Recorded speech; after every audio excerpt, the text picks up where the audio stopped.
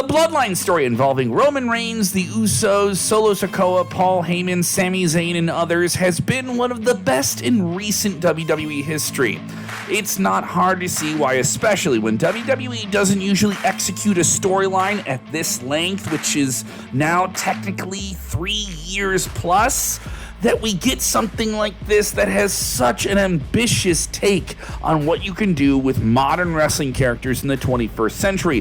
While it revolves around one man, Roman Reigns, one of the most successful outcomes is that it's elevated several other stars around him in the Usos, Zayn, and Solo.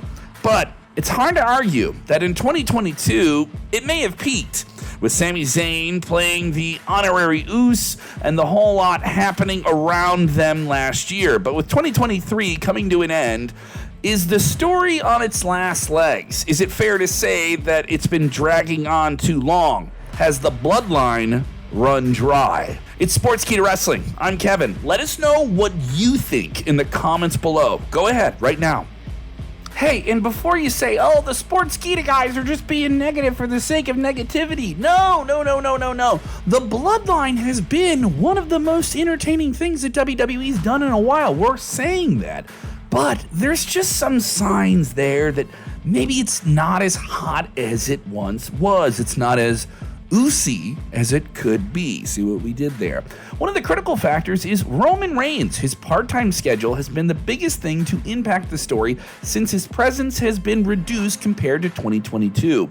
This isn't to say that he hasn't earned his part-time featured role, because after 10 years of grinding on the main roster through injuries and other health challenges and being WWE's top guy for most of it, he deserves to have a reduced workload. But is that reduced workload something that allows him to still be the top guy? That's another video we can make. But the issue is just how much his workload has reduced. Let's look at it with the stats alone. Roman Reigns' part-time deal began early in 2022, but it really came into full effect in 2023 in terms of what we could see. In 2022, he wrestled a total of 52 matches, averaging one a week or so. This includes dark matches and untelevised live events, house shows, but televised matches were 14 in total. Out of those, 11 were on premium live events and 3 were on Raw or SmackDown. In 2023, for comparison, he has wrestled a total of 11 matches, 7 on premium live events and 4 on house shows. That's a drastic change. This isn't even mentioning his lack of appearances on SmackDown, where the biggest gaps have been felt. Now, WWE clearly has a lot of other players who are big names, big draws, and fun for fans to go and see outside of Roman Reigns. But when you look at the Bloodline, that's a big difference year to year.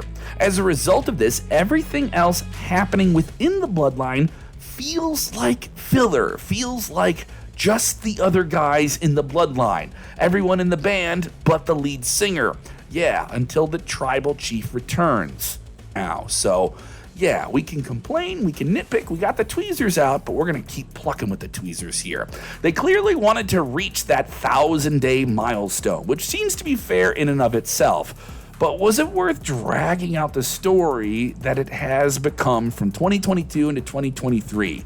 This is a different time. People consume wrestling in a completely different way at a much larger and faster scale. Can you do a champion having a title reign that long in this modern time? WWE is certainly testing the patience of the collective WWE universe by doing it. This isn't to say that it still won't go down as one of the greatest storylines in WWE history. Putting those nostalgic glasses on, people are easy to forget the worst parts and only focus on the memorable moments. But we're still a few years away from that. For now, it seems that the Bloodline has gone from a story that has been called cinema, a compliment we've never really heard before in WWE, to being stretched out a bit, maybe too long. When you have weekly episodic television that needs to be produced with 52 live episodes a year on the road, it isn't the easiest to sustain a single story without anyone getting tired, let alone a lot of fans getting tired. And right now, just some fans are getting tired. And we're talking to them. The fact that the Bloodline story has managed to drag on this long is that it's an exception, not the rule. In wrestling, things move fast, and there's a constant need for change and reinvention, and maybe doing something this long is a part of that reinvention. And that's why even some of the biggest stories you can remember in wrestling history haven't lasted as long as you may think they did. Heck, if you assume the Bloodline story ends at WrestleMania 40, the entire 3.5-year long saga will have been almost the equivalent of Stone Cold Steve Austin's entire rise to the top. Yeah, back in the Attitude Era. One of the biggest issues is the fact that the end game of such stories has to be WrestleMania, which makes sense. It is technically the biggest show in the entire industry, but it's a side effect this year where the story has been left on the crutches, just left on the stove, and we've kept it hot. But it's been sitting there, and we don't know what the flavor is going to be the next time we bite into it.